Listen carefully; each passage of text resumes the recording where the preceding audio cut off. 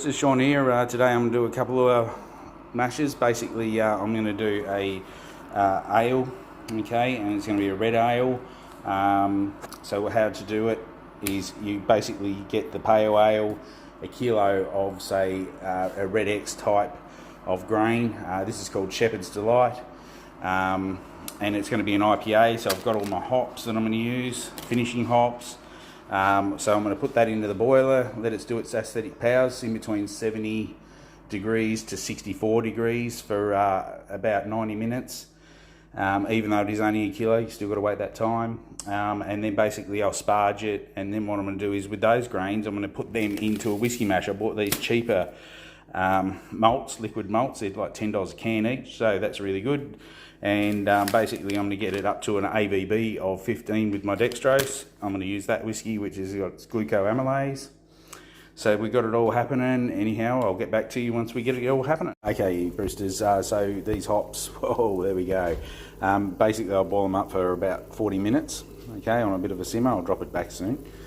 Those little baggies, they actually go in the fermenter as well. You can leave them in there, try not to break them. And even if you do, it doesn't really matter, it'll all settle down, and some people use filters as well. But anyhow, my amylase on my barley, my Shepherd's Delight, it's all happening in there. She's all been treated properly, so it's sitting on about 67 degrees, and it'll sit there for that temperature for about 40 minutes. Even though it's only a kilo, you just got to let it do its thing. Anyhow, so that's where we are. Okay, Brucers, so we've got two things going at once, probably three. So that's the grains done, so I'm going to strain the bag, and basically I'm going to put that bag of grains into the whiskey mash. It's nearly up to a 15 ABV, just with 3 kilos of dextrose and the 2 tins of malt that I've got. So anyhow, we'll put the grains in, and we'll get the right temperature, and we'll hit it with the amylase and the yeast. That's for the whiskey mash. And the liquid of this will go into the beer. Okay, Brucers, so anyhow, she's sitting on 35 degrees. We have an ABV of 15. There's the hydrometer floating in there. Family's home. So anyhow, I'll put a bit of acetic acid in it, and then I'll put the yeast in, and off she goes. I'll keep it at 35 degrees for about an hour, like it says, or 90 minutes, and then she'll just start fermenting on its own. Cheers, guys.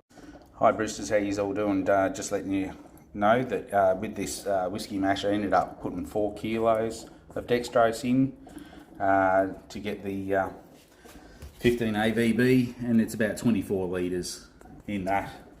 So she's all doing its thing now, bubbling away. Started about an hour after I'd put the yeast in, did its amylase jobs, and off it went, and it's keeping its own heat. Even though it's on a heat pad, basically I turned it off overnight, and it's just holding its heat. You can feel it. Don't trust these here thermometers so much. They're just a little bit of a recommendation. You should really use a real thermometer before you pitch your yeasts and stuff. Anyway, the beer's going as well, and you can see that it's going to be a red ale. That's worked out really well. It's got some good colour in it. And there you go. Anyhow, well, I'll take this whiskey yeast when it's done in about 7 days to my friend's distillery and get him to run it through his stills, and might get a sample out of it, I might not. We'll see how we go. Anyhow, and we'll bottle the beer in about 7 days. So there you go. Anyhow, cheers guys. I'll let you know how it goes.